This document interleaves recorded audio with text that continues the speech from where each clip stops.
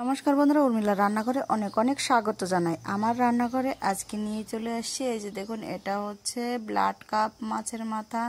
Blood carp মাছ আরেকটা ভিডিওতে দেখানো আছে, এটা তার মাথা আজকে রান্না করছি। আর কিভাবে এই রেসিপিটা করছি পুরো ভিডিওটা আপনারা দেখবেন, দেখার জন্য বিশেষ অনুরোধ রইল।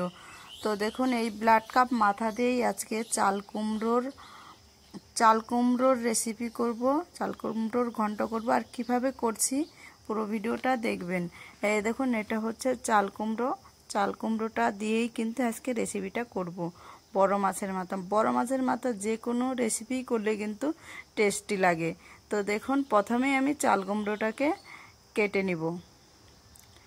আর এই মাছের মাথাটাকে আমি অর্ধেক করে নিচ্ছি, যেহেতু মাছের মাথাটা অনেকটাই বড়।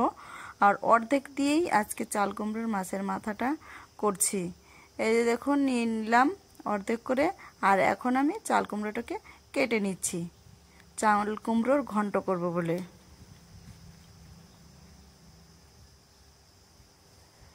প্রথমে কেটে নিলাম, কেটে নেওয়ার পর আমি খোসাগুলো ছুটিয়ে নিব।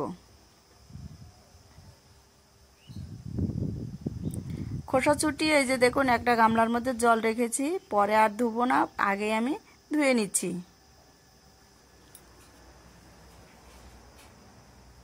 এইভাবে সবটারই আগে খোসাটা ছুটিয়ে নিব, তারপর আমি কুচি কুচি করে কেটে নিচ্ছি। যত কিন্তু কুচি কুচি করে কাটা হবে এই রেসিপিটা কিন্তু তত খেতে টেস্টি হবে। এই দেখুন, এইভাবে করে কুচি কুচি করে কেটে নিব আমি।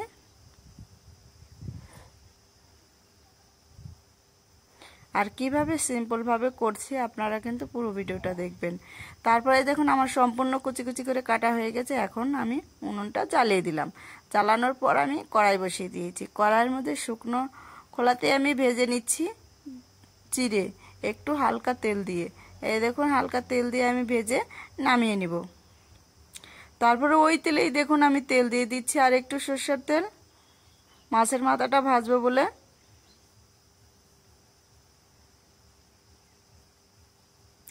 লবণ দিয়ে দিব মাছের মাথার মধ্যে, তারপরে দিয়ে দিচ্ছি হলুদের গুঁড়ো, দিয়ে সুন্দর করে আমি মেখে নিব। এইভাবে যদি চাল কুমড়োর ঘন্ট করা যায়, একবারে এক থালা ভাত কিন্তু নিমিষেই কিন্তু শেষ হয়ে যাবে। তারপর দেখুন, তেলটাও কিন্তু আমার গরম হয়ে এসছে, এইদিকে আমি মাছটাও মেখে নিলাম। তারপরে তেলটা একটু নেড়ে চেড়ে আমি দিয়ে দিব মাছের মাথাটা। এ পিসটা ভাজি হয়ে গেলে আমি মাছটাকে এখন উল্টে দিচ্ছি। মাছটা আমার ভাজি হয়ে গেল, আমি এখন মাছটাকে নামিয়ে ফেলছি। নামিয়ে নেওয়ার পর দেখুন, ওই তেলেই আমি দিয়ে দিব শুকনা লঙ্কা আর কয়েকটা জিরে ফোড়ন।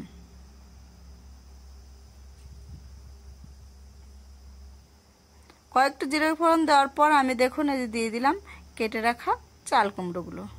চাল কুমড়োর ঘন্ট কিন্তু দেখুন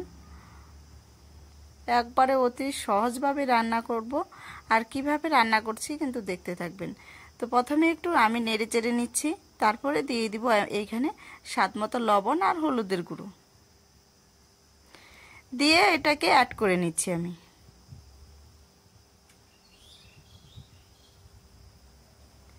দেখুন, নেড়ে চেড়ে নেওয়ার পর আমি এখানে দিয়ে দিব কয়েকটা কাঁচা লঙ্কা ফাটানো।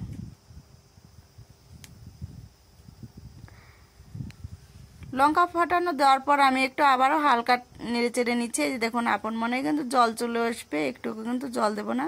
তারপরে দেখুন, এই যে ভেজে রাখা মাছটাকে আমি ভেঙে নেব, হাত দিয়ে আমি ভেঙে নিচ্ছি। এখন এটাকে দিয়ে দিব কড়াইয়ের মধ্যে, দিয়ে বেশ করে আমি নাড়তে থাকবো। এভাবে করে নেড়ে চেড়ে এই দেখুন নেড়ে চেড়ে নিচ্ছি। ভিডিওটা যদি ভালো লাগে অবশ্যই সাবস্ক্রাইব, লাইক, কমেন্ট করে আপনারা কিন্তু পাশে থাকার সুযোগ করে দেবেন। তারপরে দেখুন, এখানে ওই যে কি মশলা দিচ্ছি, সিম্পল মশলা, জিরে, আদা, আর এখানে নিয়েছি গরম মশলা। অল্প একটু গরম মশলা দিয়েছি যাতে এটার একটু সেন্টটা হয়। দেখুন, এই যে দিয়ে দিচ্ছি এখানে গরম মশলাটা, আপনারা চাইলে এখানে না দিতেও পারেন, আবার নাও দিতে পারেন।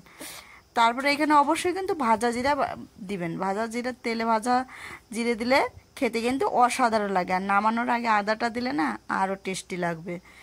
তো তারপর আমি একটু মশলাটা দিয়ে আমি একটু হালকা নেড়ে চেড়েই কিন্তু নামিয়ে ফেলবো। গায়ে গায়ে মশলাটা মিশিয়ে নিয়ে আমি কিন্তু নামিয়ে ফেলছি। কি রেসিপিটা তাহলে তো ভালো লাগলো আপনাদের? এই দেখুন নামিয়ে ফেলেছি রেসিপিটা, চাল কুমড়োর ঘন্ট। আর এইরকম ভিডিওটা দেখার পর আপনারাও বাড়িতে এইরকম সিম্পলভাবে রান্না করে দেখবেন, খেতে কিন্তু অসাধারণ লাগবে। দেখাচ্ছি একটু।